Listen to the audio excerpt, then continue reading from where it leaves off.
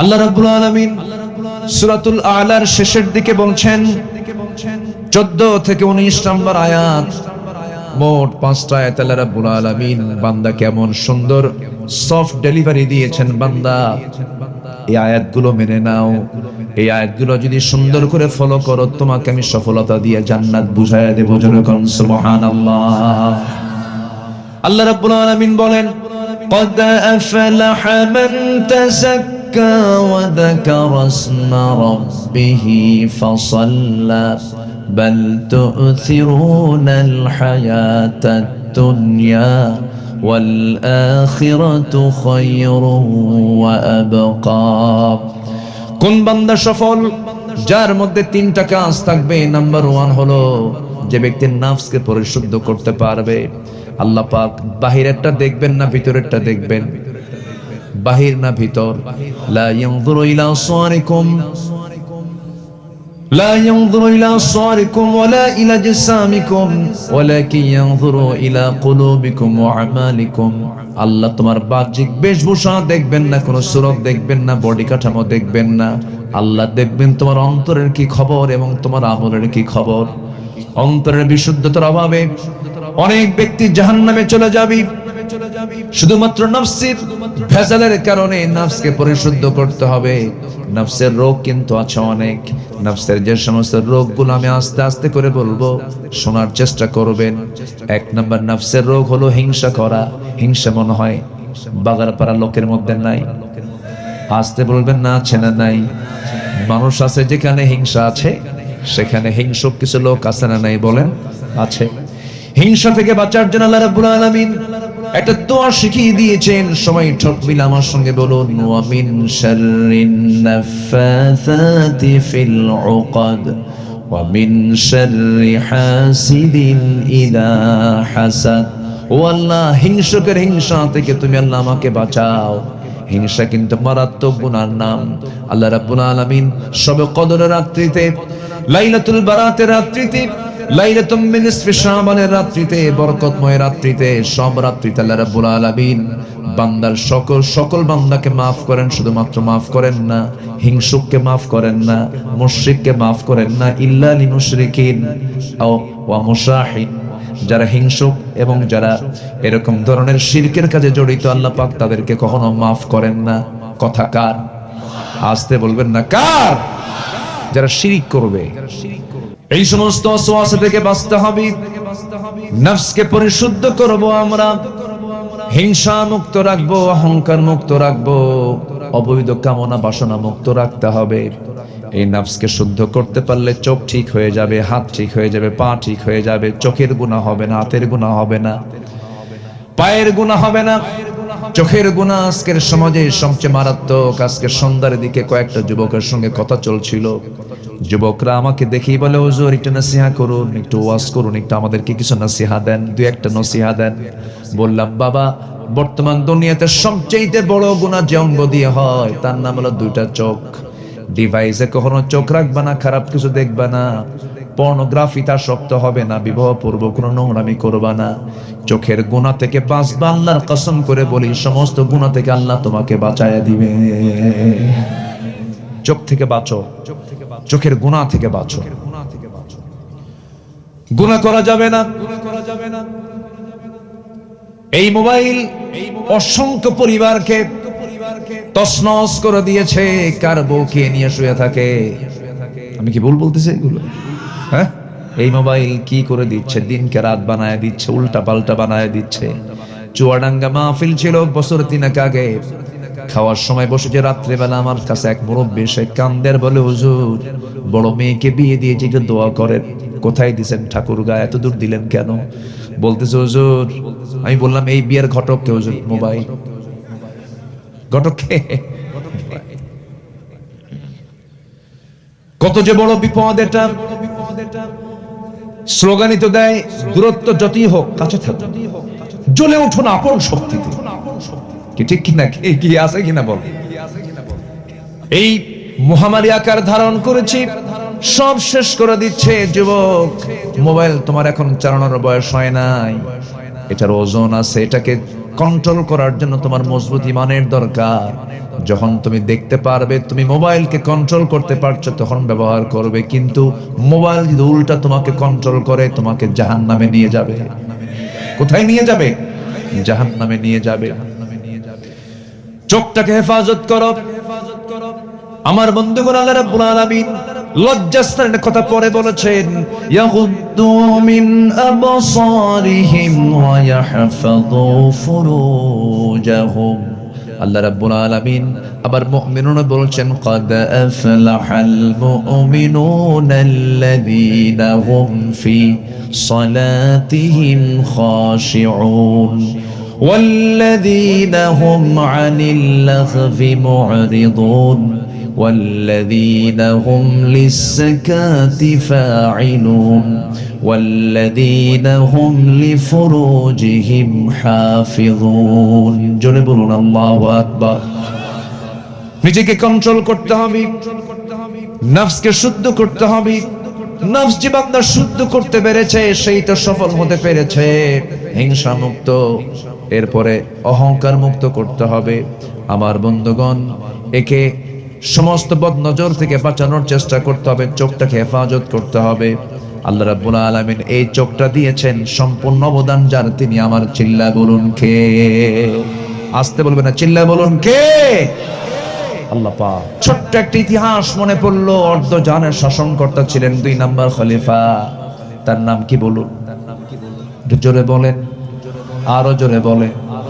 বহুদিন আগে এক মাহফিলে বললাম, ওমরে ফারুককে চিনেন কে? প্রায় আমার এই কথা মনে হয়। সামনে থেকে একটা ছোট্ট বাচ্চা দাঁড়ায় বলে, হুজুর আমি ওমরকে চিনি। কে? আমাদের বাড়ির দোতলায় ভাড়া থাকে। বললাম, আব্বু তুমি 100 পাইছো? মানে ও যতটুকু জানে, নাম কমন পড়ছেও বলে ফেলছে। এই ওমর তো সেই ওমর নন। এই ওমর হলেন অর্ধজাহানের শাসনকর্তা ওমর। আল্লাহ পাক তার শানে আয়াত নাজিল করেছেন, আল্লাহ পাক তাকে কবুল করে নিয়েছেন। আমার নবীজি এত ভালোবাসতেন তাকে, তিনিও রাসূলকে খুব ভালোবাসতেন। ওমর ফারুক রাদিয়াল্লাহু আনহু তিনি সারা জীবন একটা দোয়া করেছেন নবীর মুহাব্বতেও। এই দোয়াটা তিনি করেছেন, আল্লাহুম্মা যুকনি শাহাদাতান ফি সাবিলিক ওয়াজআল মাউতি ফি বালাদি রাসূলিক। আল্লাহ তুমি আমাকে শহীদি মওত দান করো, এবং আমার প্রিয় নবী যে আমার কলিজার চেয়ে প্রিয় নবী আমার নবীর শহরে তুমি আমার মৃত্যুটা দিয়ে দিও। এটা কিসের মহব্বতে হয়েছে? নবীর মহব্বতে বলতে পেরেছেন তিনি। কিন্তু তিনি যে সময় এই দোয়াটা করেছেন, এই দোয়ার কবুলের সম্ভাবনা তেমন তো হওয়ার কথা না, কারণ মদিনায় তো যুদ্ধ থেমে গেছে। মদিনায় আর কখনো যুদ্ধ হবে না, কারণ মদিনা শুধু নয়, তিহামা অঞ্চল পর্যন্ত ইসলাম বিজয় হয়ে গেছে। তাবুক শেষ হয়ে গেছে, মুতা শেষ হয়ে গেছে, মক্কা বিজয় হয়ে গেছে, যুদ্ধ তার মদিনায় হবে না। কিন্তু তিনি বলতেন, আল্লাহ আমাকে শহীদি মওত দিয়ে দাও, নবীর শহরে আমার মৃত্যু দিয়ে দাও। কিন্তু আল্লাহর ফয়সালা, আল্লাহ পাক তার এই দোয়াটাও কবুল করে নিয়েছে। কোন এক ফজরে নামাজ পড়ার জন্য তিনি মসজিদের দিকে রওনা করলেন। ওমর ফারুক তিনি কি মুসল্লি ছিলেন না ইমাম ছিলেন? নামাজ পড়তেন না পড়াতেন? তাহলে মুসলমান শাসকরা নামাজ পড়বে না পড়াবে? আর আমার দেশের শাসক যারা ছিল ইতিপূর্বে তারা নামাজ পড়ছে না পড়াইছে? পড়েছে? পড়ছে? বিড়ি খাইছে, ঠিক আছে। ঠোঁট দেখলে তো টের পাওয়া যায় কে বিড়ি খায়, চোখ দেখলে টের পাওয়া যায় কে মদ খায়। মদের আইন যারা পাশ করে তারাই তো মদ খায়, ঠিক কিনা? মদ দেখলে কিন্তু যারা মদের বোতল দেখলে ওদের জিহ্বায় পানি আসে। ওরা কি মদের আইন কখনো বন্ধ করতে পারবে? ওর তো মানে শাস্তি শুরু হয়ে যাবে।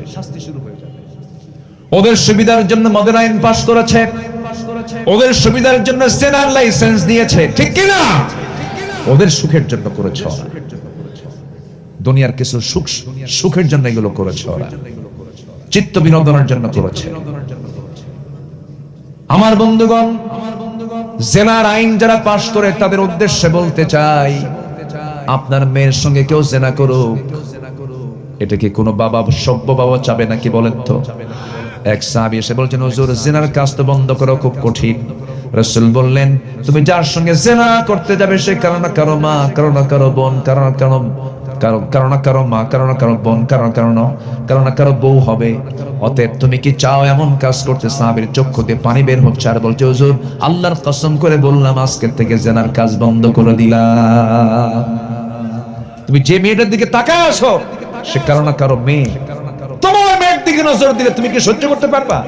তাহলে নিজকে দিয়ে বুঝো, তাহলে দেখবে যে প্রত্যেক নারী তোমার কাছে সম্মান পেতে বাধ্য। আল্লাহু আকবার।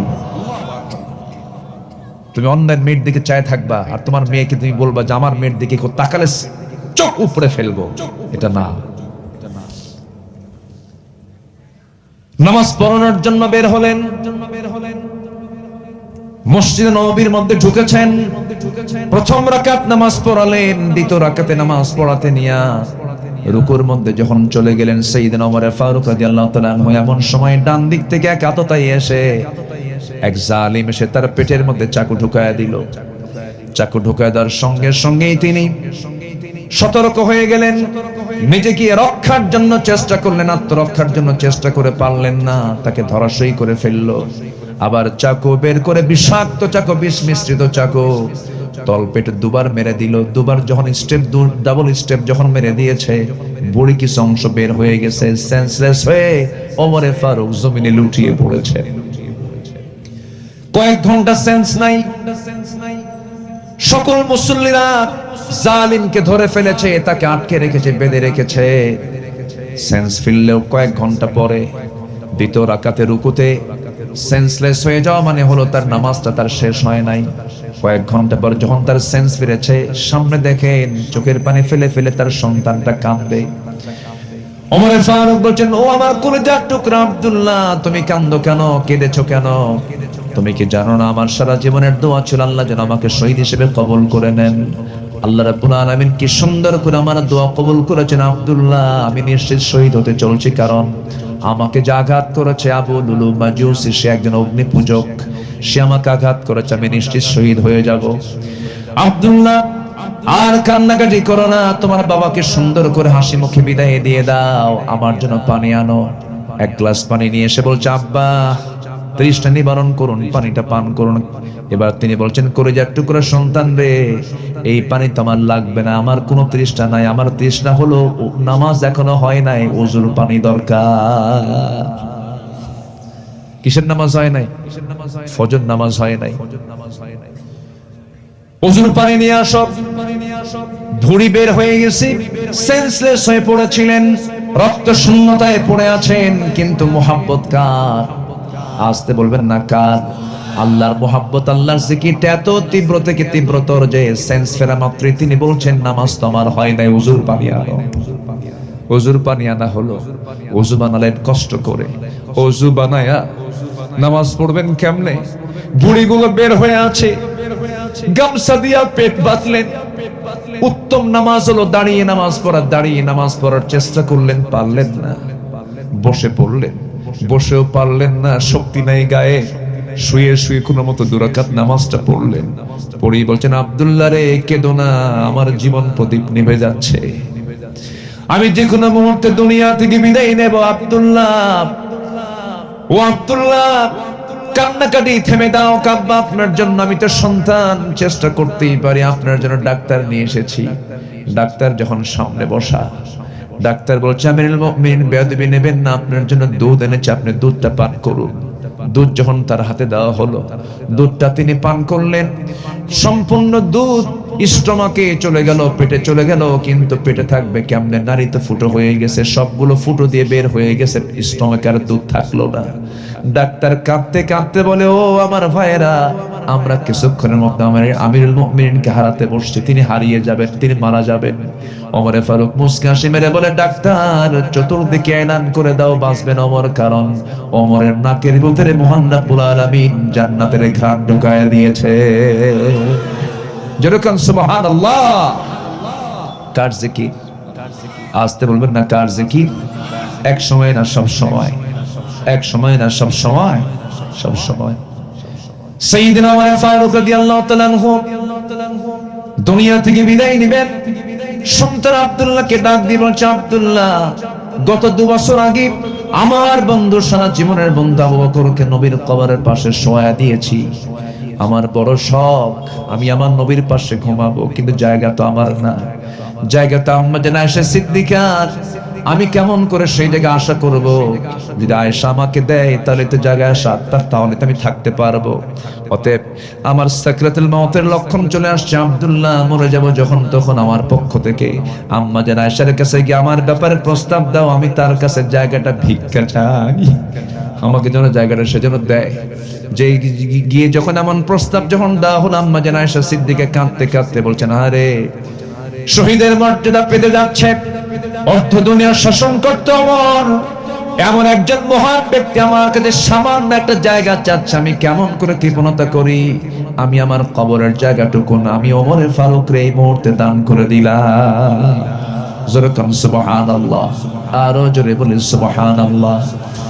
কি পরিমাণ ভালোবাসা নবীর সঙ্গে ছিল, দোয়াটার মধ্যে নবীর মোহাব্বত ছিল। ওয়াজআল মাউতি ফি বালাদি রাসূলিক, আল্লাহ তুমি আমার মৃত্যুটা নবীর শহরে দিয়ে দিবা, আমি নবীর সঙ্গে ঘুমাবো, নবীর পাশে থাকবো। আমি কি মোহাব্বত তার মধ্যে ছিল। আমি কি আলোচনা শেষ করে দেব? এই যে তিনজন লোক উঠে গেল কেন?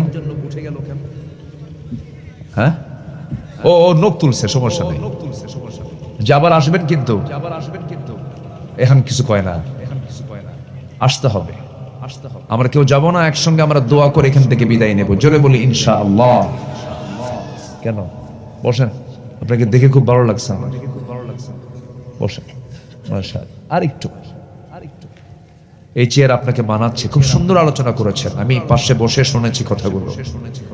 ভাষা তো সুন্দর, আপনাদের ভাষা সুন্দর হলে তো সুন্দরই তো হবে, আলহামদুলিল্লাহ বলেন। একমাত্র যশোর বেল্ট ছাড়া বাংলাদেশের যে কোনো ভাষা, যে কোনো এলাকায় যান, কোনো সমস্যা আছে, ভাষার মধ্যে টাইনা একদিকে নিয়ে চলে গেছে। যশোর তো যশোরই আমার একটা মনে হয় কি যেন একটা আলোচনা করছিলেন জি। তো ময়মনসিংহে যান, ভাষা কোন দিকে নিয়ে চলে গেছে। বোন আপনি কি মত আইজন, টান দিয়ে নিয়ে চলে গেছে 3 আলি পরিমাণ। ভাষা শেষ নাই, কিন্তু যশোরের ভাষাটা অত্যন্ত মিষ্টি, বলি আলহামদুলিল্লাহ। রিকশাওয়ালা কথা বলে মনে হয় প্রফেসর কথা বলে, আলহামদুলিল্লাহ বলেন। হ্যাঁ, খুব ভালো। তো এই চোখ কে দিয়েছেন বলেন তো? এই চোখের মধ্যে পানি আছে না নাই? এই পানি দেওয়া কার? আপনি কি ঢেলে দেন সারাদিনে? কে ঢেলে দেন? কোন দিক দিয়া বলেন? কি চোখটাকে বাইরে থেকে আসেছো বা পানি না ভিতর দিয়ে আসে? ভিতর থেকে। ভিতরে মেশিনটা কে দিয়েছে? সেই মেশিন কি দেখতে পান? কিন্তু ডাক্তার দেখতে পায়, সূক্ষ্ম মেশিন। আল্লাহু আকবার। সেদিন এক বেচারি বলতেছে, হুজুর আমার চোখের পানি শুধু গড়ে গড়ে পড়ে। আছে না কিছু রোগী আছে না চোখের পানি পড়ে, তাদের ওই মেশিনে একটু প্রবলেম হয়, ওটাকে অপারেশন করতে হয়। সূক্ষ্ম মেশিন দিয়েছেন। কেন পানি দিয়েছেন? কোথাও কোন এরকম মেশিন দেন নাই, কারণ গোটা দেহের সমস্ত অঙ্গ প্রত্যঙ্গ গুলো চামড়া দিয়ে প্যাকেট করেছেন, শুধুমাত্র চোখ ছাড়া। চোখ দিয়ে দেখতে হয়, চোখটা সর্বক্ষণ বাইরে থাকে, চতুর্দিকে অসংখ্য জীবাণু ঘোরাফেরা করে। এই চোখে যদি কোনো জীবাণু অ্যাটাক করে, চোখ ফুলে মানুষ অন্ধ হয়ে যাবে। আল্লাহ রাব্বুল আলামিন এই জন্য সর্বক্ষণ প্রতি মিনিটে বান্দার চোখের পলক আল্লাহ রাব্বুল আলামিন 15 থেকে 20 বার ফেলে দেন। চোখ পড়ে, পলক পড়ে ওঠে। আমি আপনি করি না, এটা আল্লাহ পাক নিজে করে দেন। সুবহানাল্লাহ।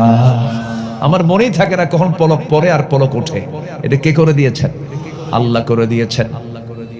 প্রতি মিনিটে 15 থেকে 20 বার চোখের পলক ফেলে বান্দা ওয়াইফারের মতো কাজ করে। 24 ঘন্টায় আল্লাহ রাব্বুল আলামিন প্রত্যেক বান্দার চোখ থেকে 1 মিলিলিটার পানি বের করে দেন। জলকান সুবহানাল্লাহ। এই পানি কিন্তু লবণ, খরা পানি, মিঠা পানি নয়। কেন লবণ পানি দিয়েছেন? যেন জীবনে অ্যাটাক না করে। রাতের বেলা ঘুমিয়ে পড়েছেন, চোখের পানি বন্ধ নাই, চোখের পানি গড়ে গড়ে পড়তেছে, কিন্তু চোখ বন্ধ থাকার কারণে সেই চোখের পানিটা সকাল বেলা হয়ে যায় সাদা সাদা, 2 পাশে সাদা সাদা। এটাকে এলাকায় কি বলে? কেতর নাকি? কেতর। আচ্ছা, যেটাই বলুক। হয়তো আপনার সামনে একজনের চোখে কেতর, চট করে টিস্যু বের করে বলবেন, ভাই তাড়াতাড়ি সাফ করো। যদি আমরা এটাকে ময়লা ময়লা মনে করি, কিন্তু এই ময়লা যদি চোখে না থাকতো মানুষের চোখ অন্ধ হয়ে যেত। আল্লাহ রাব্বুল আলামিন বান্দার চোখে 24 ঘন্টা মলমের বন্দোবস্ত করে দিয়েছেন। যেরকম সুবহানাল্লাহ। কে দিয়েছেন? কে দিয়েছেন? আল্লাহ দিয়েছেন। তাহলে এগুলো দিয়েছেন কি পরের বউ দেখার জন্য, না নিজের বউ? নিজের বউ যার নাই তারা কারা দেখবেন? গার্লফ্রেন্ড। যুবকরা হাসে, গার্লফ্রেন্ড না, ধৈর্য ধরতে হবে, রোজা থাকতে হবে, তাকাবা না। বাপ মাকে বলবো আব্বা বিয়ে দাও, চোখের নজর ঠিক থাকতেছে না, তাড়াতাড়ি বিয়ে দাও। হ্যাঁ, ও রাজি কম, মানে বয়স কম, এই জন্য রাজি হয় না। না, বাপ মাও কিছু দুষ্ট আছে, আছে না? আছে না এরকম? বিয়ে কিসের রে? আগে এক পায়ে দাঁড়ান শেখ। ও কি অন্যের পায়ে দাঁড়ায় আছে নাকি? নিজের পায়ে আগে দাঁড়া। ও কি অন্যের পায়ে দাঁড়া থাকে? বিয়ে করার জন্য ক্যারিয়ার শর্ত নয়, বিয়ে হচ্ছে ইমানকে রক্ষা করার জন্য, ঠিক কি না? বিয়ে করাও একটা ক্যারিয়ার। বিয়ে করাও কি ক্যারিয়ার? অ্যাবস্টেইন ফাইল, বহুল আলোচিত একটা ফাইল। অ্যাবস্টেইন, মোসাদের গোয়েন্দা অ্যাবস্টেইন আইল্যান্ডে বিশাল একটা চক্র তৈরি করেছিল। গোটা পৃথিবী থেকে কচি কচি 10 বছর, 11 বছর, 9 বছরের শিশুগুলোকে ধরে এনে ওই আইল্যান্ডে রাখতে অ্যাবস্টেইন। আর পশ্চিমা যারা আমরা গণতন্ত্রের ঠিকাদার বলি, যাদেরকে বড় বড় গোটা পৃথিবীর যারা বিশ্বের মৌলবাদী করছে, যারা বড় বড় ধনী, এই সমস্ত ব্যক্তিদের হিস্টোরি তার মধ্যে ফুটে উঠেছে। তারা ওই আইল্যান্ডে অ্যাবস্টেইন ফাইলে তাদের নামগুলো আছে। তারা গিয়ে করতো কি, এই ছোট ছোট নারী শিশুদের ভ্রণগুলো, জরায়ু থেকে ভ্রণ বের করে এটাকে স্যুপ করে খেত, স্যুপ করে বোনা করে খেত। ছোট্ট ছোট বাচ্চাদেরকে তারা ধর্ষণ করে মেরে ফেলতো। ওদের কাছে আমাদের শেখার কিচ্ছু নেই। ইউরোপ আমেরিকার পার্লামেন্টে সমকামিতার আইন পাস হয়। পুরুষ পুরুষকে বিয়ে করে, নারী নারীকে বিয়ে করে, যা কুত্তার মধ্যেও না। যুবকরা, বিকৃত কোনো চিন্তা মাথায় নিবা না। জীবন কয়টা? আসতে বলো যুবকরা, জীবন কয়টা? সুন্দর করে সাজাবা কোরআনের আয়নায়। কোরআনের আয়নায় সুন্দর করে সাজিয়ে ফেলবা নিজের চেহারাটাকে। জোরে বলি ইনশাআল্লাহ। জীবন কয়টা? কি অগোছালো না গোছালো? গোছালো জীবন যাপন করতে হবে, এলোমেলো করা যাবে না। পর্নোগ্রাফিতে চলে যাবা, বাস্তবতায় কোনো মিল পাবা না, সব ধ্বংস হয়ে যাবে। তোমার চিন্তা চেতনা, তোমার চাহনি সবকিছু পশুর চেয়েও জঘন্য হয়ে যাবে। তুমি মানুষ থাকতে পারবা না, যাবা না বাবা। এগুলো নোংরা পথ। ওয়াসা সাবিলা ওয়ালা তাকরাবুজ জিনা ইন্নাহু কানা ফাহিশাতাও ওয়াসা সাবিলা। খারাপ পথ, এগুলোতে যাবা না।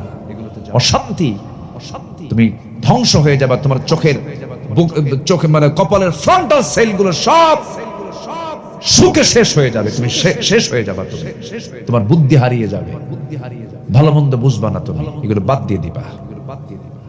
এগুলো কি বলার দরকার আছে ভাই? আসতে বলার দরকার আছে না নাই?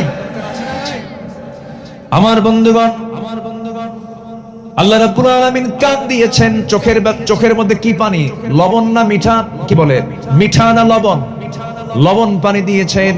এবার কানের দিকে চলে আসেন। কানের মধ্যে আল্লাহ রাব্বুল আলামিন কিছু ময়লা দিয়েছেন। এই ময়লা কেলাকে কি বলে? গরু খায়। এই খোল কিন্তু ওই খোল নয়, এটা হচ্ছে ইয়রাক্স, কানের ময়লা। এটা কেন দিয়েছেন? বান্দা যখন ঘুমিয়ে পড়ে, নিথর দেহ হয়ে পড়ে থাকে, তার নিজের উপরে কোনো কর্তৃত্ব থাকে না। আপনার কানের ময়লা যদি মিষ্টি হতো অথবা অন্য কোনো স্বাদ যদি হতো, তাহলে সমস্ত পিঁপড়াগুলো জমা হতো, পোকাগুলো জমা হতো, আপনার কানের মধ্যে চলে যেত। ঘুম পারবেন কেমনে? আল্লাহ রাব্বুল আলামিন কানের ময়লাকে তিক্ত করে দিয়েছেন। যদি কোনো পোকামাকড় ঢুকেও যায়, যখন তার জিহ্বায় এই খাবারটা নেবে, তিতা হওয়ার সঙ্গে সঙ্গে বাইরে বের হয়ে চলে আসে। সুবহানাল্লাহ বলা যাবে? কান চলে গেল, কানকে সেভ করলেন, চোখকে সেভ করলেন। এখন আসেন জিহ্বার দিকে আসেন। জিহ্বার চতুর্পাশে যত পানি, সমস্ত পানিকে আল্লাহ রাব্বুল আলামিন স্বাধীন করে দিয়েছেন। চোখেরটা লবণ করে দিয়েছেন, মুখেরটা স্বাধীন করে দিয়েছেন, কোনো স্বাদ রাখেন নাই, কিন্তু কত লালা দিয়েছেন, সীমাহীন লালা। এই যে আমি কথা বলছি, আমার পিছনে এই আল্লাহ রাব্বুল আলামিন কথাকে কার্যকর করার জন্য, কথাটাকে সাকসেস করার জন্য এই গোটা গলাটা আল্লাহ রাব্বুল আলামিন শুকনা রেখেছেন না ভিজা রেখে দিয়েছেন? ভিজা রেখে দিয়েছেন। ভিতর থেকে শুধু বারবার লালা আসছে। লালা যদি না আসতো আব্দুল্লাহ আলামিন এখানে স্থিত হয়ে পড়তো, কথা শুনতে পারতেন না। অবদান কার? আল্লাহ। কেমন জোয়ার আছে জিহবায়। তেঁতুল গাছের সামনে দুজন দাঁড়ালেই টের পাওয়া যায়। একজন যখনই দেখতে পায় সে তেঁতুল গাছে তেঁতুল ঝুলে আছে, তেঁতুল ঝুলানো তেঁতুলের দিকে তাকালে তেঁতুল আছে কত দূর, এই দিকে দেখার মাত্রই তার জিহ্বা থেকে একদম ছিটকে গিয়ে আরেকজনের গালের উপরে গিয়ে সেই লালাটা পড়লো। ঘটনা কি? বন্ধু, আমার দোষ না, তেঁতুলের দোষ। কি কথা বলছেন? এই যে বিশাল বড় জোয়ার আল্লাহ রাব্বুল আলামিন সবার মধ্যে দিয়ে রেখেছেন। আমার ইকবাল ভাইয়ের বাসায় খাওয়া দাওয়া করলাম। কি মাছ? পপ্তা মাছ নাকি? পাবদা মাছ খাওয়ালেন, এরপরে ছোট ছোট মাছ খাওয়ালেন। এই যে ছোট মাছ, বড় মাছ, লটকা ফিশ, পুঁটি মাছ, এরপরে হাজার প্রকার মাছ, হাজার প্রকার গোশ, হাজার প্রকার ফল, হাজার প্রকার স্বাদ। এই যে আল্লাহ রাব্বুল আলামিন দিয়েছেন সমস্ত স্বাদ জাস্টিফাই করে যে অঙ্গ, তার নাম কি বলেন? জিহবা। এর মধ্যে কি মেশিন সেট করলেন? মাত্র একটা মেশিন। কি সেট করলেন? শুধুমাত্র খাবার জিহ্বায় লাগার সঙ্গে সঙ্গে ব্রেনে সিগন্যাল দেয়, এটা হলো কচু ভর্তা। কি ঠিক কিনা বলেন? এটা কি ভর্তা? কচু ভর্তা। এটা হলো লাউয়ের শাক ভর্তা। দেখেন কত প্রকার স্বাদ আল্লাহ রাব্বুল আলামিন জিহ্বার মধ্যে দিয়ে দিয়েছেন। বান্দা, তুমি জিহ্বায় খাবার নিবা, আমার নাম নিবা না, কেমন হয়? বিসমিল্লাহ বলো, শুরুতে মনে নাই, মাঝখানে বলো বিসমিল্লাহি আউওয়ালাহু ওয়া আখিরাহু বলে ফেলো। তুমি যদি আমার শুকর আদায় করো, লাযিদান্নাকুম, সমস্ত নিয়ামতের দরজা আমি আল্লাহ বাড়ায় বাড়ায় দেব। আমাকে ভুলে যাও না, আমি তোমাকে এক সেকেন্ড ভুলি না। সব সময় আমি তোমাকে দেখি, সব অবজার্ভ করি, মাথা থেকে পা পর্যন্ত সব আমি দেখি। আমার বন্ধুগণ, দুটো কিডনি দিয়েছেন। কয়টা কিডনি বলেন? দুটো চোখ, একটা 100 কলা আছে না? চলে না, চলে না, পৃথিবীতে চলতে পারে না। দুই চোখ দিয়েছেন কেন? হঠাৎ করে এক চোখ ওকে আরেকটা চোখ নিয়ে থাক। কান দুইটা দিয়েছেন, চোখ দুইটা দিয়েছেন, কিডনি দুইটা দিয়েছেন। একটা দিলেও চলতো, এক কিডনি নিয়েও পৃথিবীতে মানুষ বাঁচে। দুটো কিডনি দিলেন। আমার এক বন্ধু থাকে বাইরে, সফরে গেলাম, হাতের মধ্যে দেখি এখানে মেশিন লাগানো। বলো, হাতে কেন মেশিন? বন্ধু কেঁদে ফেলে বলছে, কিডনি দুটাই নষ্ট আমার। আমাকে বলছে, ভাই সপ্তাহে 4 দিন ডায়ালিসিস করার জন্য আমাকে হসপিটালে যেতে হয়। রক্ত ফাটালে, না ফাটালে পরে আমি বাঁচবো না, মরে যাব। দুটো কিডনি আমার অকেজ হয়ে গেছে। বন্ধু, আমি আল্লাহর কাছে মাঝে মাঝে বলি, আল্লাহ আমার সব সম্পদ তুমি নিয়ে নাও, বিনিময়ে আমার দুটো কিডনি ফেরত দিয়ে দাও। আমার বন্ধুগণ, সেই কিডনির ওজন মাত্র 200 গ্রাম করে দিয়েছেন। 200, 400 গ্রাম মানুষের কিডনির ওজন। আপনার ওজন হলো 80 কেজি, এর মধ্যে 400 গ্রাম নিয়েছে কোন অঙ্গ বলেন? কিডনি নিয়েছে 400 গ্রাম। দেখেন কি সুন্দর করে, এত গুরুত্বপূর্ণ একটা অঙ্গ কিডনি। কিডনি ছাড়া মানুষ বাঁচবে না। কিডনি প্রতি সেকেন্ডে এই রক্তগুলো ছাঁকতেছে, সুন্দর করে সেকে সেকে এটাকে ক্লিন করে দিচ্ছে। সুবহানাল্লাহ বলবেন না? এই কিডনি বিকল্প হলো ডায়ালিসিস মেশিন। মানুষ যে বানিয়েছে তার ওজন হলো 100 কেজি। 100 কেজির বিনিময়ে আল্লাহ রাব্বুল আলামিন দিয়েছেন মাত্র 200 গ্রাম। তাও আল্লাহর দেওয়াটা কিডনিটাই বেশি মজবুত। আমার বন্ধুগণ, যদি এমনটা হতো, বান্দা তোর জন্য এখন কিডনি দেব না, তুই মার পেট থেকে দুনিয়ায় আয়, আসমান থেকে 2টা করে কিডনি তোর জন্য পাঠায় দেব। 100 কেজি, 100 কেজি, 200 কেজি। ধানের বস্তা নিবেন না কিডনির বস্তা নিবেন? সুবহানাল্লাহ। জীবনে তো অচল হয়ে যেত। 200 বস্তা কিডনি নিয়ে ঘুরতে ঘুরতে চলে যাবে। আপনি ধান লাগাবেন কেমনে, আবাদ করবেন কেমনে, কোনো কাজ করতে পারবেন না। বান্দারে 80 কেজি বডি দিলাম, 200 গ্রাম কিডনি দিয়ে দিলাম। বান্দা 2 বস্তা মনের ধান আপনি মাথার উপরে নিবি, কিডনি সুন্দর করে তোকে সাপ্লাই দেবে, তো এতে কোনো সমস্যা হবে না। জোরে বলুন সুবহানাল্লাহ। আল্লাযী খালাকাকা ফাসাওয়াকা ফাআদালাক। আমার বন্ধুগণ, জিকির করতে হবে আল্লাহ পাকের। আল্লাহ জিকির ছাড়া সফলতা আসবে না। 1 নাম্বার হলো নফসের শুদ্ধতা আনবো আমরা। এরপরে হলো জিকির করব কার বলেন? একবার না বারবার? এক সময় না সব সময়। আসতে বলবেন না এক সময় না সব সময়। আলা বিযিকিরিল্লাহি তাতমাইন্নুল কুলুব। আল্লাহ রাব্বুল আলামিন আলা শব্দ প্রয়োগ করেছেন ডিপ অ্যাটেনশন গ্রেবার, ডিপ অ্যাটেনশন গ্রেবার দিয়ে বলছেন সাবধান, আমার জিকির করো, তোমার হৃদয়ের প্রশান্তি একমাত্র আমার জিকিরই আছে। আল্লাহু আকবার বল। যে হৃদয়ে আল্লাহর নাম নাই, যে হৃদয়ে আল্লাহর জিকির নাই, সে হৃদয় তার নিজের জীবন কি ভালোবাসে না। দেখেন আত্মহত্যা করে না, আত্মহত্যা করে না, কে মরেই যাব, থাকবই না, ওর তো জিকিরই নাই, ও তো মরবেই। যে জিকির করে সে কখনো মরতে চায় না, সে কখনো আত্মহত্যার পথ বেছে নিতে চায় না। আমরা জিকির করব কার? একবার না বারবার?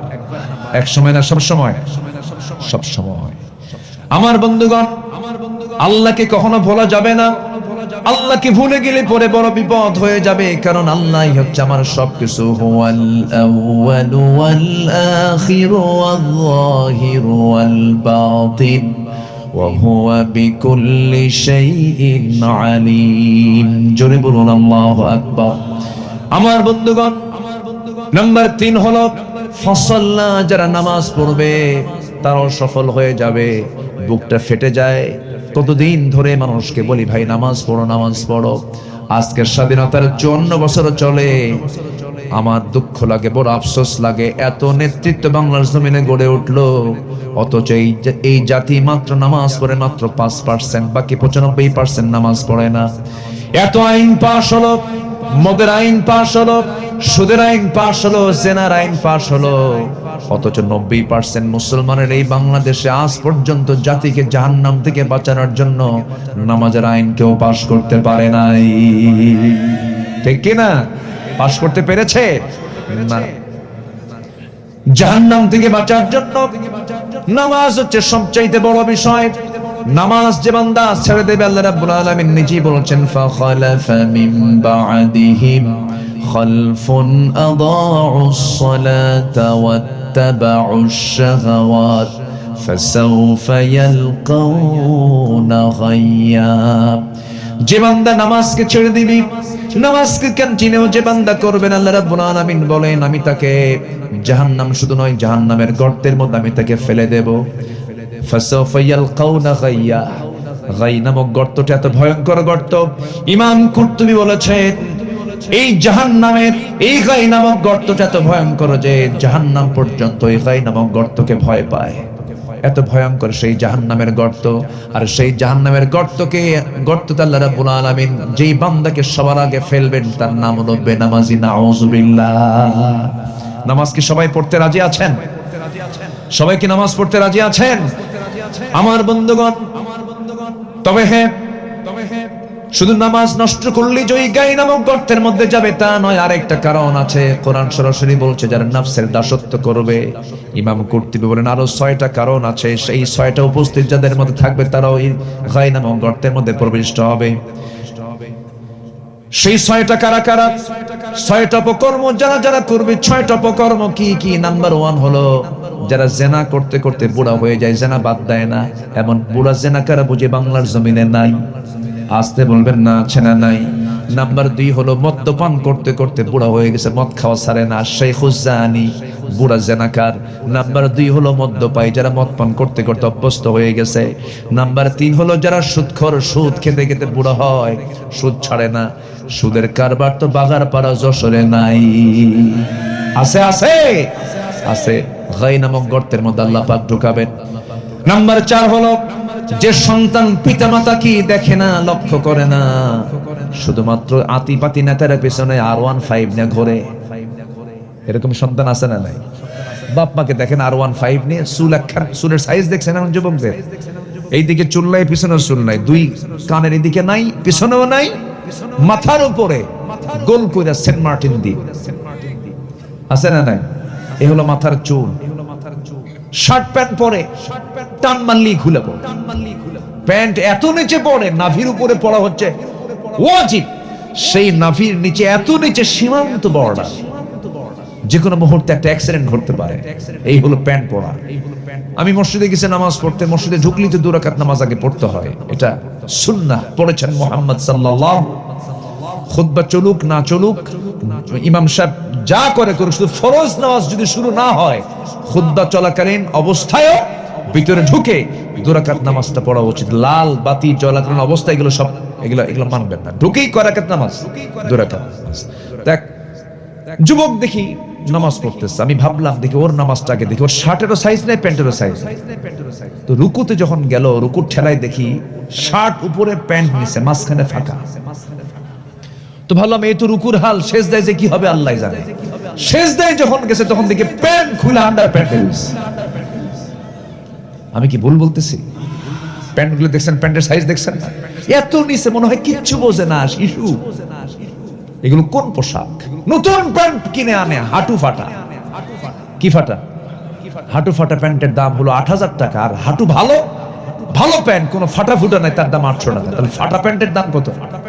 দেখেন 8,000 টাকা ফাটা প্যান্ট, যেটা হাঁটু নাই। রুচির মহামারী দেখা দিয়েছে। রুচির কি? রুচির মহামারী, রুচির পচন ধরেছে আজকে, রুচির পচন ধরেছে। আল্লাহ তুমি যুবকদের মাঝে ইসলামিক চেতনা লালন করে দাও, ইসলামিক চেতনা উপস্থিত করে দাও। জোরে বলে আল্লাহুম্মা আমিন।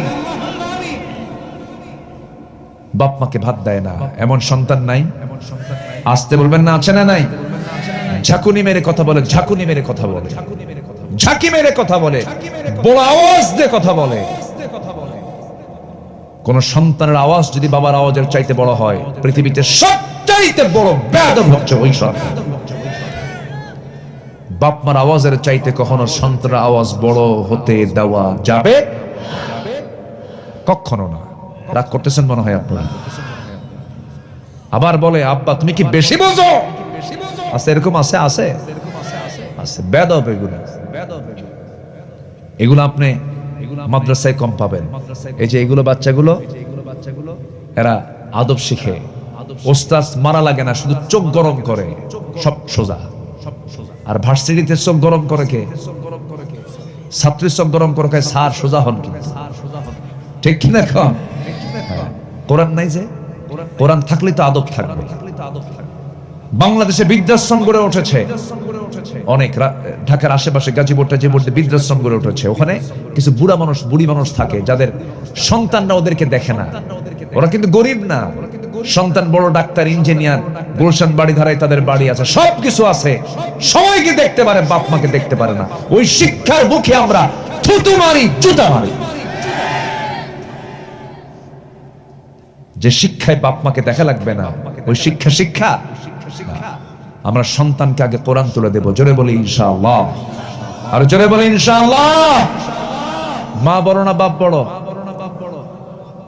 ভালো করে বলবেন, মা বড় না বাপ বড়? আচ্ছা, বাবা মসজিদে গেছে, নামাজের জামাত পায় নাই, বাড়িতে এসে নামাজ পড়বে মাকে সাথে নিয়ে, ইমাম কে হবেন, মা না বাবা? বাপ। আপনার মা বড় কইলেন যে, বলেন এখন বলেন ইমামের দিক থেকে কে বড়, মা বড় না বাপ বড়? বাপ চলে আসছে। আচ্ছা, এখন ফ্যামিলিতে গন্ডগোল লাগছে, হয়তো ছেলে মেয়ের মধ্যে হোক, একটা দ্বন্দ্ব হয়েছে, পারিবারিক বৈঠক বসবে, বিচারকের চেয়ারে বসবে কে, মা না বাবা? তাহলে এখানেও বাবা, তাহলে এখানেও বাবা, নামাজেও বাবা। আমরা তো বাবার জাত, তো আমরা একটু আমাদের লাইনে আসি। আমাদের দাম তো নাই তা তো না, আমাদের দাম আছে না নাই বলেন তো? বলেন আছে না নাই? নারীদের দামও আছে, নারীদের সম্মান সবার উপরে, কারণ আমরা তার পেটে ছিলাম, আমরা তার পেটে ছিলাম। তাদের দাম তো বেশি, ঠিক আছে, কিন্তু বাবার মর্যাদা বেশি, মায়ের হকটা বেশি। মায়ের কি বেশি বলেন? হক বেশি, কিন্তু সম্মান মর্যাদার দিক থেকে বাবা, সম্মান মর্যাদার দিক থেকে কি বাবা। এটা আমরা খেয়াল করব। অনেকে দেখবেন যে এরকম অনেক ফ্যামিলি আছে, সন্তানগুলো মায়ের পক্ষ নেয়, বাবাকে এক সাইড করে ফেলে, এরকমও আছে। সম্পদ বিভিন্ন কারণে মায়েরাও বোঝে না, এরকম করে ফেলে না। একটা ফ্যামিলিতে সবার আগে যিনি সম্মানের চেয়ারে থাকবেন তিনি হচ্ছেন বাবা। তিনি কি বলেন? বাবা। একটা ছোট্ট ইতিহাস মনে পড়লো, বলি। জাতির পিতাকে, সবাই একসঙ্গে বললেন না কেন? প্যাঁচ লাগছে নাকি? জোরে কোন জাতির পিতাকে? আরো জোরে। হচ্ছে না কি মনে থাকবে সবার? এটাও কিন্তু 16 বছর কিন্তু এটাও কিন্তু তালাবদ্ধ ছিল, এটা খুলে গেছে কিন্তু। জাতির পিতা কে? ইব্রাহিম আলাইহিস সালাতু ওয়াস সালাম। উনি ওনার ছেলেকে দেখতে গেছেন, ইসমাইল কে? ওয়াইদ ইরফা ইব্রাহিমুল কওয়াইদা মিনাল বাইতি ওয়া ইসমাইল। আল্লাহু আকবার। বাপ যেমন সন্তান তেমন, আল্লাহু আকবার। বাপ কা বেটা, লাইক ফাদার লাইক সন। ছেলেকে দেখতে গেছে, ছেলে নাই, ছেলে বউ আছে বাড়িতে। জাতির পিতা গিয়ে বলছেন, তোমরা কেমন আছো? ভালো নাই। তোমার জামাই কোথায়? তোমার স্বামী কোথায়? কে? সে বাইরে গেছে। তোমরা সুখে নাই? না, অশান্তি, শান্তি নাই, ভালো নাই, আমরা ভালো নাই। আল্লাহ শুকর তার মুখে বের হচ্ছে না। ইব্রাহিম আলাইহিস সালাতু ওয়াস সালাম যাওয়ার সময় বললেন, শোনো মহিলা, তোমার স্বামী ইসমাইল যখন আসবে বলবে একটা বুড়া মানুষ আসছিল, একটা কথা বলে গেছে, সেই কথাটা তুমি তার কানে শোনায় দিবা। কি? ও আর বাড়িতে আসা মাত্রই যেন, ইসমাইল বাড়িতে আসা মাত্রই যেন ঘরের চৌকাটটা পাল্টায় নেয়। ঘরের চৌকাট যেন পাল্টায় নেয়। নবীদের কথা কি বিজ্ঞচিত নয়? বিজ্ঞচিত কথা, খুব হিকমত খাটায় বলেছেন, মহিলা বুঝেই নাই। আসা মাত্রই বলেছেন যে একজন বুড়া মানুষ আসছে, এরকম চৌকাট পাল্টাতে বলছে। দেখেন তো ঘরের চৌকাট কোথাও কোনো কিছু সমস্যা আছে নাকি? ভাবছে হয়তো এরকম নর্মাল কোনো কিছু। উনি তো বুঝতে পারছেন যে আমার আব্বা আসছিল, দাড়ি চুল পাকাওয়ালা মানুষ। দাড়ি চুল পাকাওয়ালা, হ্যাঁ, কি বলে গেছে? ঘরের চৌকাট পাল্টাতে বলেছে। এবার বলছে, দেখো আমার পিতা হচ্ছেন বিচারপতি। তাহলে বাপরা কি হয়? বলেন বাপরা কি হয়? বলেন বিচারপতি। আমার বাবা বিচার করেছেন, জাজ করেছেন, তিনি জাস্টিস, তিনি বিচারের রায় দিয়ে গেছেন, তোমাকে নিয়ে আমার সংসার হবে না, বরকত পাবো না। আমার বাপ সিদ্ধান্ত নিয়েছেন, আমার সিদ্ধান্ত তাই। তুমি এখন আমার সামনে থেকে চলে যাও তোমার বাবার বাড়ি। বলেন দাম বেশি কার? আসতে কয়, আরো জোরে, আরো জোরে। কিন্তু মা বললে হবে না। এখানে মা বললে সমস্যা আছে, প্যাঁচ আছে, আছে না কিনা? বলেন আছে কিনা? মায়েদের মধ্যে একটু প্যাঁচ আছে। মেয়েকে বিয়ে দেওয়ার পরে বলে আমার জামাই খুব ভালো, জামাইকে আমার মেয়ে যা বলে তাই শোনে, এমনকি আমার জামাই আমার মেয়ের কাপড় চোপড় ধুয়ে দেয়, সব শোনে, খুব ভালো। কিন্তু আমার ছেলেটা মানুষ হলো না, আমার ছেলে শুধু বইয়ের কথা শোনে। কি কথা কি বুঝতেছেন আপনারা? এক মুখে কয় কথা হলো? দুই কথা। তাহলে তার কি জাস্টিস বানালে কি সংসার থাকবে? বলেন। হ্যাঁ, আমি যে কোন পেঁচ লাগায় দিয়ে যাচ্ছে এলাকে আল্লাহ জানে। কি কথা বলার দরকার আছে না? নাই আছে। বাবা যা বুঝবেন মা তা বুঝবেন না। মাদের মধ্যে আবেগ বেশি আর বাবাদের মধ্যে বিবেক বেশি। বলি আলহামদুলিল্লাহ। মাদের সব গোটা দেহ, গোটা হৃদয় জুড়ে কি আবেগ, আর বাবাদের বিবেক। পুরুষ মানুষ বিবেক খাটাতে পারে। এই দেশ চলেছে অধিকাংশ সময় হলো আবেগ দিয়া, বিবেকের লোক বসে নাই চেয়ারে। ঠিক কিনা? আমরা বিবেককে চেয়ারে বসাবো আমরা সামনে। জোরে বলি ইনশাআল্লাহ।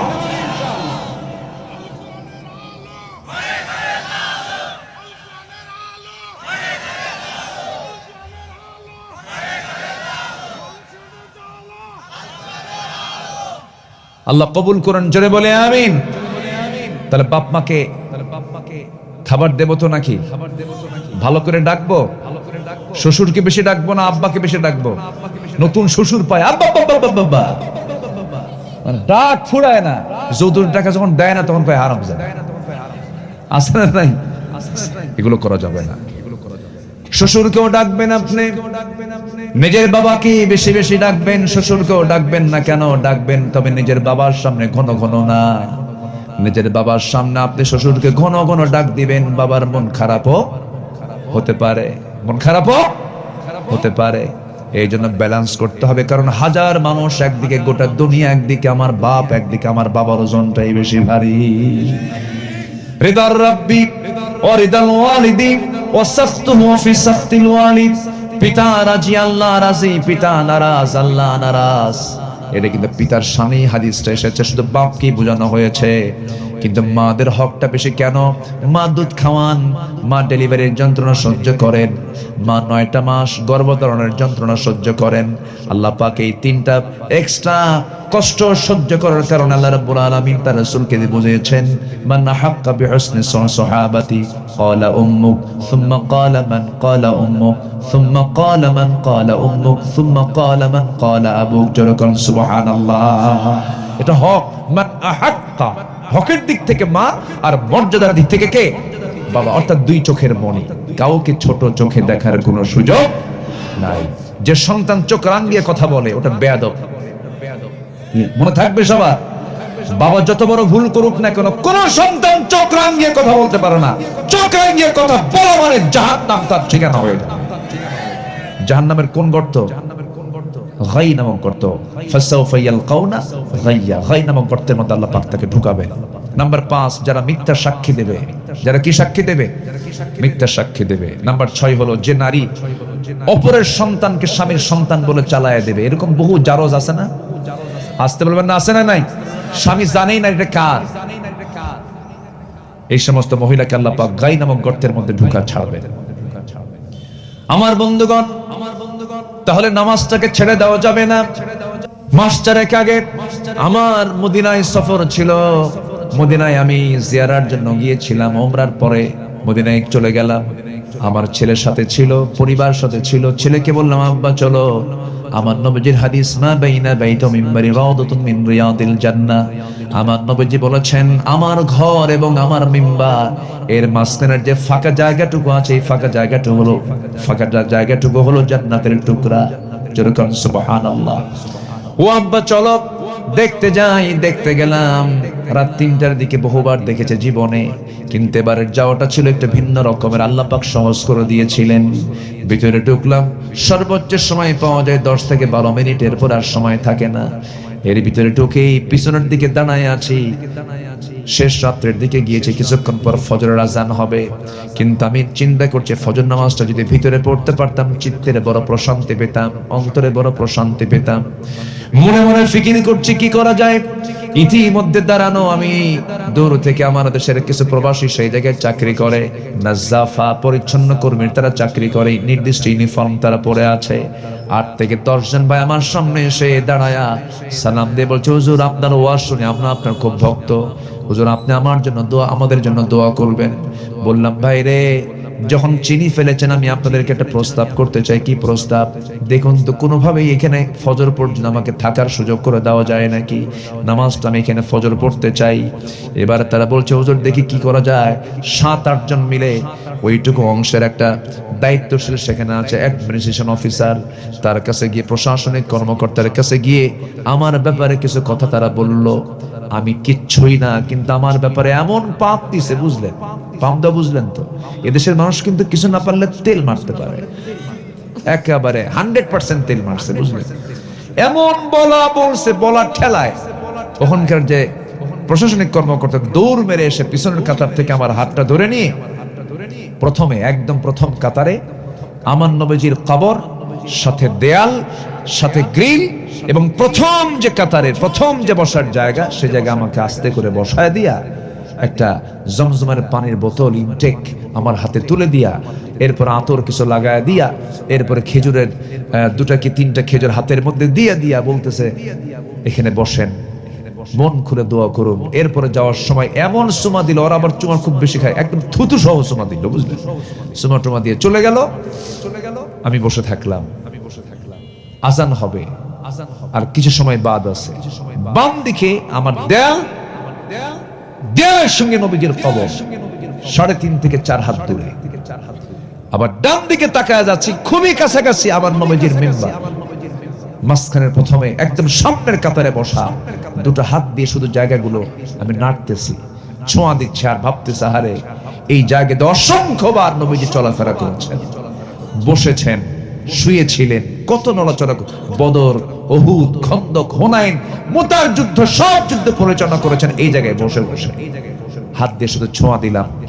আল্লাহি, আমি যখন বসেছিলাম আমার কাছে মনে হচ্ছিল নবীজির গায়ের ঘাম যেন আমার নাকে ধাক্কা খাচ্ছে।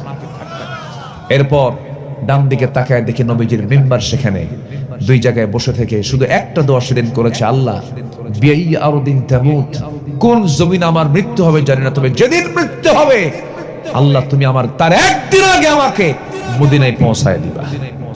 এই দোয়াটা আমি দিল থেকে করেছি। সম্মানিত ভাইয়ের, আল্লাহর কসম করে বলি, ইমানের স্বাদ সেই তখন পাবে যখন তার জীবনের চাইতে রাসূলকে সে বেশি ভালোবাসতে পারবে। ইমানের স্বাদ সেই পাবে যে জীবনের চাইতে সে আল্লাহকে বেশি ভালোবাসতে পারবে। আল্লাহ রাব্বুল আলামিন এমন মুহাব্বত প্রত্যেকটা হৃদয়ে আল্লাহ পাক জাগ্রত করে দেন। জোরে বলি আল্লাহুম্মা আমিন, আরো জোরে আল্লাহুম্মা আমিন, আরো জোরে আল্লাহুম্মা আমিন।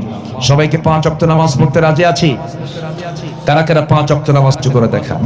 চিৎকার মেরে বলি ইয়া আল্লাহ, ইয়া রহমান, আমাদেরকে ফজর, যোহর, আসর, মাগরিব, ইশা 5 ওয়াক্ত সালাত আদায় করার তৌফিক তুমি আল্লাহ দিয়া দাও। জোরে বলি আমিন, আরো জোরে আমিন, আরো জোরে আমিন। সম্মানিত ভাইয়েরা, আমি কি আলোচনা চালাবো? তো প্রশ্নগুলো কেন? এগুলো থাক, এগুলো কি বলবো? আমি এত বড় আলেম না, এই প্রশ্ন উত্তর দেওয়ার মতো সে অ্যাবিলিটি আমার নাই। আমার দেশে তো ফতুয়ার তো অভাব নাই, এত ফতুয়া মারে, বুঝলেন? আমল নাই, খেলে ফতুয়া মারে, ঠিক কিনা? জনগণও ফতুয়া দেয়, নামাজ নাই তো ইমান, নামাজ নাই তো ইমান তো আছে। দেখছেন কত বড় মুফতি সে, ফতুয়া সবাই দেয়, ঠিক আছে না? আমাদের দেশের মানুষ সবই জানে, বুঝলেন? এমনি জিজ্ঞাসা করে, হুজুর নামাজ 8 রাকাত পড়বো না 20 রাকাত পড়বো? ও কিন্তু জানে, ও একটা তরিকা মানে, কিন্তু বুঝলেন? এসে হুজুরকে চেক করে, হুজুর কোন গ্রুপে। কি কথা কি বুঝতেছেন আপনারা? এগুলো এড়িয়ে চলবো আমরা, ভ্রাতৃত্ব তৈরি করব। জোরে বলি ইনশাআল্লাহ।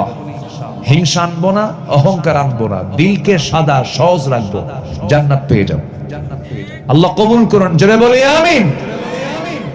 আমি কিন্তু বলেছি শুরুতে, রিজিক বন্ধ হওয়ার 20টা গুনাহ আছে, মনে আছে আপনাদের? একটাও কি বলেছি? নুরু ওয়াজ কি শেষ না শুরু? কি করব বলেন? বলেন, এই বলেন না তো কিছু, কি করব? শুরু করব আবার? বাড়ি যাবেন না? তো থাকেন, আমি যাই। মাশাআল্লাহ, বলি আলহামদুলিল্লাহ। জি, খুব সুন্দর, খুব সুন্দর। তাহলে আমরা সফল যদি হতে চাই, নামাজকেও কি বাদ দেব আজকে থেকে? আজকে ফজর পড়বেন কারা কারা, একটু হাত তুলে দেখা। ফজর কারা কারা পড়বে? দেখেন তো কারা কারা তুললো না, দেখেন তো একটু সাইড সুট দিয়ে একটু দেখেন তো কারা কারা তোলে নাই। একে অপরকে তো চেনার কথা। হাত তোলেন না, দেখি একটু হাত তোলেন, এটা হাতের নাড়াটা দেন তো একটু এরকম করে। আল্লাহ ফেরেশতা দিয়ে ভিডিও করে নিচ্ছেন। আল্লাহ তুমি আমাদের সবাইকে 5 ওয়াক্ত নামাজি বানাও। বউ স্বামীকে ভয় পায়, স্বামীও বউকে ভয় পায়। এটা ভয় না, এটা সম্মান। এটা কি বলেন তো? সম্মান। রাস্তায় বউকে নিয়ে আপনি গেছেন, আপনি এই সাতিয়ানতলা থেকে আপনি যশোর যাচ্ছেন, ইজি বাইকে চড়েছেন। ইজি বাইক কয় না, কি কয়? ইজি বাইক যেটা মানে অটো, যেটা ব্যাটারি চালিত যে যানবাহনটা, ইজি বাইক। ইজি বাইকে চড়েছেন, হঠাৎ করে সামনে আরেকটি স্টেশনে ওই ইজি বাইক থামলো। হঠাৎ করে 2 মহিলা গায়ে কাপড় চোপড় নেয়, অর্ধলগ্ন কাপড় চোপড় পরে সামনে বসে গেছে। আপনার সাথে বউ বসে গেছে, আপনার সাথে বউ, আপনি সামনে 2 মহিলা, বেকায়দার মহিলা বসে গেছে। হঠাৎ করে আপনি যদি অন্য একটা খেয়ালে যদি একটু নজর দেন, 29 সেকেন্ড। কি কথা কি বুঝতেছেন? আচ্ছা, এই চিত্র যদি আপনার বউ একবার দেখে, লক্ষ্য করে, মাইন্ডে যদি নেয়, বলেন তো কি হতে পারে? বলেন, কোন কোর্ট পারবে? জজ কোর্ট, হাই কোর্ট, কেউ পারবে তার সাথে? কিচ্ছু বলবেন, শুধু খালি ভিতরে ভিতরে শুধু জ্বলবে। সন্ধ্যার পর আপনি যখন বাড়িতে ফিরবেন, ফেরার পরে যখন নিরিবিলি যখন ডাক দিবেন, জোসনা, সুইটি, তোমার জোসনা, সুইটি, সাইড থাকো আরেকদিকে। কি কথা কি বুঝতেছেন? তাহলে বউকেও কিন্তু মানুষ ভয় পায়, তাছাড়া সংসার হবে না। মারবেন কখন? মারা এত সস্তা? মাইরা পিঠা কখনো বউকে আপনি নিজেকে রাখতে পারবেন না। বউ হচ্ছে সম্মানের জিনিস, বউকে সম্মান করতে শিখবো আমরা। জোরে বলি ইনশাআল্লাহ। আবার আমার মা একটা কথা মাথায় রাখবেন, আপনার সব আমল আছে, স্বামীর আপনি অবাধ্য, আপনি জাহান্নামী। আমি কিন্তু শক্ত ভাষায় বললাম, আজকের সমাজে এটা খুব ক্রাইসিস। আপনার সব আমল আছে, জিকির আছে, তাহাজ্জুদ আছে, বোরকা আছে, পর্দা আছে, সব আছে, স্বামীর আনুগত্য নেই, আপনি জাহান্নামী। আপনি এটা মাথায় রাখবেন। আমার দাদিদের এই সমস্যাগুলো ছিল না, আমার দাদিরা খুব ভালো ছিল, ঠিক না? দাদিরা দাদাদের কত আনুগত্য করতেন, কি সম্মান শ্রদ্ধা ছিল, আপনি করে ডাকতেন, সম্মান করতেন, স্বামীর আসলে স্বামীকে রাখতেন। আর এখন ডাকার সাইজ দেখছেন, এই লিটন আছে কিনা, আছে কিনা, এরকম ধমকায়। ধমকাবেন না, সম্মান দিবেন, সম্মান পাবেন। স্বামী যারা আছেন তারাও স্ত্রীকে সম্মান জানাবেন। কেন? সে আপনার ঘরের অতিথি, বাপ মা ছেড়ে, ভাই বোন ছেড়ে, নিজের ঘর বাড়ি ছেড়ে আপনার বাড়িতে সে আসছে, আলহামদুলিল্লাহ বলবেন না? মা হয়ে গেছে, সে সন্তানের মা। সে কি সন্তানের? আপনার বউ হতে পারে, কিন্তু সে সন্তানের কি? মা। আপনার সন্তানের সে মা। কত বড় সম্মান! সে মা, একটা মা, তাকে সম্মান করতে হবে। গরুর মতো খাটা, এরকম কিছু স্বামী আছে না নাই বলেন? না, এগুলো করবেন না। তার সুবিধা অসুবিধা গুলো, তার অসুস্থতা গুলো, আম্মা জান আয়েশা বলেন, রাসূল আমাকে এমনও হতো সময় আমি যদি অসুস্থ হয়ে পড়তাম, রাসূল আমার হাত পা পর্যন্ত টিপে দিতেন। মুহাম্মদ সাল্লাল্লাহু আলাইহি ওয়াসাল্লাম তরকারি কুটতে দেরি হতো, রাসূল নিজে কুটে সহযোগিতা করতেন। তিনি তার নিজের ঘর ঝাড়ু দিয়ে সাফ করতেন, নিজের কাপড় নিজে ধুয়ে দিতেন। সুবহানাল্লাহ বলেন। আমার নবীজির কোনো কাপড় কেউ নিতে পারতো না। নবীজির সেবা কখন করবে? রাসূল নিজেই সেবা করতেন। সাইয়েদনা আনাস বিন মালিক রাদিয়াল্লাহু আনহু বলেন, আমি নবীজির 10 বছর বয়সে খেদমতে নিয়োজিত হলাম। 20 বছর পর্যন্ত রাসূল পৃথিবীতে বেঁচে ছিলেন। আমার এই 10 বছরে আমার নবীজি, যদিও খাদেম ছিলাম নবীজির, আমি কোনোদিন আমাকে বলেন নাই গ্লাসটা নিয়ে আসো, এই কাপড়টা নিয়ে আসো, বরং উল্টা রাসূল আমাকে উল্টা আমার খেদমত করেছেন। যেরকম সুবহানাল্লাহ। খেদমত করব আমরা, খেদমত এত নেব কেন? খেদমত করলে কাকে পাওয়া যাবে? আল্লাহকে পাওয়া যাবে। আল্লাহ বুঝার তৌফিক দান করুন, জোরে বলি আমিন। রিজিক বন্ধ হওয়ার 20টা কারণ বলি, আমি শেষের দিকে আস্তে আস্তে চলে যাব। বেশি রাত করার সুযোগ নেই, কারণ ফজর নামাজ আমরা সবাই পড়বো। রাজি আছে কিনা? জি। রিজিক বন্ধ হয়ে যায় কখন? নাম্বার 1 হলো যখন সুদ কেউ খাবে, তার রিজিক বন্ধ হয়ে যাবে। নাম্বার 2 হলো অকৃতজ্ঞ যারা, আল্লাহর শুকরিয়া যারা আদায় করবে না, তাদের রিজিক বন্ধ হয়ে যাবে। নাম্বার 3 হলো আত্মীয়তার সম্পর্ক যারা ছিন্ন করবে, তাদের রিজিক বন্ধ হয়ে যাবে। আপনি যদি হাদিসে যদি জিজ্ঞাসা করেন, কোরআনে যদি জিজ্ঞাসা করেন কোন আমল করলে পরে হায়াত বেড়ে যায়, আচ্ছা বলেন তো, আমরা কি হায়াত কমাতে চাই না বাড়াতে চাই? বলেন বলেন বলেন। আমরা দোয়া করি, আল্লাহ তোমার হায়াত বাড়ায় দিক, বলি না আমরা? রাসূল এমন দোয়া করতেন। হায়াত বাড়ানোর একটা আমল শুধু আছে, সেটা হচ্ছে সকল আত্মীয়ের সঙ্গে সুন্দর আচরণ করা। যে ব্যক্তি আত্মীয়তার হক আদায় করবে, আল্লাহ পাক তার হায়াত বাড়ায় দেন। যেরকম সুবহানাল্লাহ। এটা বুখারীর 2986 নম্বর হাদিস। যদি কেউ আত্মীয়ের হক আদায় করে, আল্লাহ পাক তার হায়াতকে লম্বা করে দেন। তাহলে ওষুধ খায় হায়াত লম্বা হয় না আত্মীয়র হক আদায় করে? আত্মীয়র হক আদায় করে। বোনকে ফোন দেয় না, বোনের সঙ্গে সম্পর্ক রাখে না, বোন সম্পত্তি পাবে। এরকম ভাই তো মনে হয় যশোরে নাই। আসতে বলবেন না, আছে না নাই? ভয় ফোন দেয় না, যে বোন ফোন দেব, বেশি সম্পর্ক রাখলে তো এখনই জমি বের করে নেবে। ফোন দেয় না। আছে আছে আছে আছে। আমার মায়েরা কেবল লাইনে আসছে, হুজুর কেবল লাইনে আসলেন একটু কম, কিছু ভাই এখানে বসে আছে, দেয় না। এক যুগ হয়ে গেছে বোনের সম্পত্তি বুঝায় দেয় না ভাই। বোনের জমিতে ধান লাগায়, সেই ধান বেচার টাকা দিয়ে ওমরা করতে যায়। দেখেন কি করতে গেছে? ওমরা করতে গেছে। ওমরা করতে গিয়ে ভাবতেছে যে বোন তো টাকা পাবে, 2 কোটি টাকার জায়গা পাবে, কি করা যায়? আজওয়া খেজুর, জমজম পানি, আর মদিনা থেকে পেটা 2 ভরি স্বর্ণের একটা চেন নিয়ে 4-5 লাখ টাকা খরচ করে বোনের জন্য চলে আসছে দেশে। দেশে এসেই বলে, বোন আমি তোমার জন্য মক্কায় দোয়া করছি, কাবার দরজা ধরে দোয়া করছি, দোয়ায় দোয়ায় ভরায় দিছে, তাদের আসা বোন। বোন তো মহা খুশি। মেয়েরা কিন্তু প্রশংসা পাইলে কিন্তু সব ভুলে যায়, ঠিক কি না? আল্লাহ পাক মেয়েদের কেমন হৃদয় বানিয়ে দিয়েছেন। চলে আসে, ভাই আমার ডাকছে, ভাই বোনকে বসায় দিয়ে বলে, বোন এই যে আজওয়া খেজুরটা খাবা, সব ওষুধ আছে, জমজম খাবা, এটা তোমার জন্য অনেক উপকার। বোন তোমার জন্য সোনার মদিনা থেকে সোনা আনছি, বোন তোমার মাথাটা একটু নিচু করো, আমি নিজে তোমাকে পড়াই দিই। এই হাত দিয়ে কাবা শরীফের গিলাফ ধরছি মা, বোন ফাইন করে গলায় সেন্টটা লাগায় দিয়ে ফাইন করে ওয়াজ টস করে পাশে বসায়। এখন শেষে ওয়াজ, সর্বশেষ ওয়াজ হচ্ছে, বোন একটা কথা বলি কি, অংশ নিলে কিন্তু ধ্বংস, অংশ নিলে কিন্তু ধ্বংস। দেখছেন, অংশ নিলে ধ্বংস হয়। কত বড় বদমাইশ! কি কথা কি বুঝতেছেন আপনারা? তাহলে এতক্ষণ যা করছে ওর কোনো কাম কি কবুল হবে? কোন আমল কি কবুল হবে? হবে না। ধান্দাবাজি বাদ দিয়ে বোনের যে অংশ এটা আমরা বুঝাই দেবো, জোরে বলি ইনশাআল্লাহ। এটা হচ্ছে আত্মীয়তার হক। এটা কিসের হক? আত্মীয়তার হক। নাম্বার 4 হলো অসততা যারা অবলম্বন করবে তাদের রিজিক বন্ধ হয়ে যাবে। নাম্বার 5 হলো প্রতারণা যারা করবে তাদের রিজিক বন্ধ হয়ে যাবে। নাম্বার 6 হলো সালাত অবহেলা করলে পরে তার রিজিক বন্ধ হয়ে যায়, গীবত করলে বন্ধ হয়ে যায়। নাম্বার 8 হলো অহংকার করলে বন্ধ হয়ে যায়। নাম্বার 9 হলো যাকাত যারা আটকে রাখে, যাকাত যারা দেয় না তাদের রিজিক বন্ধ হয়ে যাবে। নাম্বার 10 হলো মালিক হয়েছে, কর্মচারীর বেতন 3 মাস বাকি আছে না, ইচ্ছা করে বাকি রাখে, জুলুম করে, অত্যাচার করে। নাম্বার 11 হলো বেচা কেনায় প্রতারণা, মিথ্যা কথা বলে, ভাই এটার দাম কত, এত, ভাই দেব এত, কিন্তু বলে কেনাই নাই, কিন্তু ওই তার চেয়ে অল্প দামে কিনছে, এরকম আছে না নাই? রিজিক বন্ধ হয়ে যাবে। নাম্বার 13 হলো বাপ মাকে অবহেলা করলে রিজিক বন্ধ হয়ে যাবে। আপনি বাপ মাকে অবহেলা করবেন, মানুষকে ঠকাবেন, আপনি মানুষকে ঠকিয়ে যে কামাই করবেন, আপনার পেটে আল্লাহ রাব্বুল আলামিন এমন একটা টিউমার দেবে যার দাম 4 কোটি। যার দাম কত? 4 কোটি। একটা টিউমারের দাম কত? 4 কোটি। আপনি বোনের 2 কোটি খাইছেন, এদিকে কয় কোটি গেল? 4 কোটি। একদম এক টিউমারে সব চলে যাবে, একদম সাইজ করে দেবে। আইসিইউর বিল দিতে আপনার সব শেষ হয়ে যাবে। এই জন্য এগুলো করা যাবে না।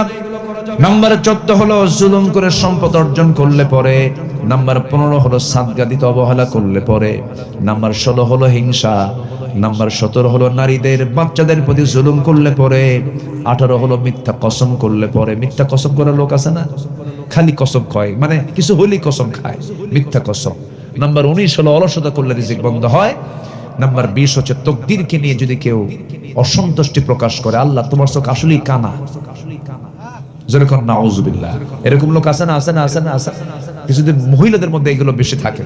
বাচ্চা বারবার যদি মেয়ে হয় বলে, আল্লাহ তুমি কি দেখো না, একটু খেয়াল করো না, রহিমের বাড়িতে 4টা ছেলে, আমার বাড়িতে 4টা মেয়ে, তো আমার বাড়ির 2 মেয়ে ওই বাড়িতে ঢুকায় দেয়, ওই বাড়ির 2 ছেলে আমার বাড়িতে ঢুকে দিলে তো অঙ্ক মিলে যায়। দেখেন ও অঙ্ক করতেছে, আসেন এরকম আসেন। আসলে হিসাব কার কাছে? আসতে বলবেন না, কার কাছে? আমার নবীজির ঘরে ছেলে না মেয়ে? কয়টা মেয়ে বলেন? কয়টা মেয়ে বলেন? আমার নবী কি ছেলের বাপ না মেয়ের বাপ? মা কানা মুহাম্মাদুন আবা আহাদিন মির রিজালিকুম ওয়ালাকিন রাসূলুল্লাহ ওয়ালাকিন খাতামান নবিয়্যিন। তা আপনি মন খারাপ করবেন কেন? মেয়ে সন্তান হলে পরে মন খারাপ করে, মুসাওয়াদা ওয়া হুয়া কাযীম, চেহারাটা বিবর্ণ হয়ে যায়, কালো হয়ে যায়, মন খারাপ হয়ে যায়। অথচ রাসূল ছেলের বাপ না মেয়ের বাপ? আমার এক মুসল্লি স্কুলের হেডমাস্টার, তার 7টা মেয়ে। কয়টা মেয়ে? 7টা মেয়ে। আবার স্ত্রী গর্ভে বাচ্চা আসছে, বাচ্চা আবার আল্লাহর ফয়সালা আবারও মেয়ে হয়েছে। তাহলে কয়টা পূর্ণ হলো? 8টা পূর্ণ হলো। হুজুর আমাকে বলতেছে, হুজুর 8ম নাম্বার মেয়েটা যখন পৃথিবীতে আসলো, আমার আত্মীয় স্বজন যা ছিল ছোট বড় 14 গোষ্ঠী সব আমার বাড়িতে হাজির হয়ে, মানে হরতাল বলতেছে, শোনো যা করছো করছো, আর নিও না, নাম রেখে দাও ইতি, সমাপ্তি, আর না চাই না। কুজুর এরকম করে আমাকে বললো, আমি তো শিক্ষিত মানুষ, আমি বুঝি। আমি বললাম ঠিক আছে, এই বাচ্চার নাম ইতি, সমাপ্তি না, এই বাচ্চার নাম রেখে দিলাম আশা, মানে আরো আসুক। শুকর আদায় করার মতো কিছু বান্দা দুনিয়াতে আছে না নাই? জাহান্নাম কয়টা? জাহান্নাম কয়টা? জান্নাত কয়টা? তো হেডমাস্টার কয়, হুজুর আমার আশা ছিল আরেকটা মেয়ে হলে 8টা জান্নাত হয়ে গেল, 7টাতে জাহান্নামী দেখা দিয়েছিলাম, আরেকটা হয়েছে, আমি বেশি খুশি হয়েছি। আল্লাহ শুকরিয়া আদায় করার মতো বান্দা পৃথিবীতে আছে। আল্লাহ সবাইকে বোঝার তৌফিক দান করুন। অনেক কথা বলে ফেলেছি, আমি অনেক কষ্ট করে আপনাদেরকে রেখেছি, অনেক কষ্ট করতেছেন আপনারা, কষ্ট দিয়ে ফেলেছি মনে হয় না? সবাই বসুন, আমরা এখন ধীরে ধীরে দোয়ার দিকে যাব। আমরা চাইবো কার কাছে? আল্লাহর কাছে। ঠান্ডা লেগে গেল দেখতেছি, ঠান্ডা পড়ছে না? একটু ঠান্ডা পড়েছে, চতুর্দিকে একটু ঘেরা দিলে ভালো হতো মনে হয়। হঠাৎ করে ঠান্ডা পড়ে গেল না একটু? হ্যাঁ, সবাই বসেন, একটু নামাজের মতো করে বসা যায় কি? একটু বিনয়ী হয়ে আমরা বসি, একটু আল্লাহর কাছে চাই।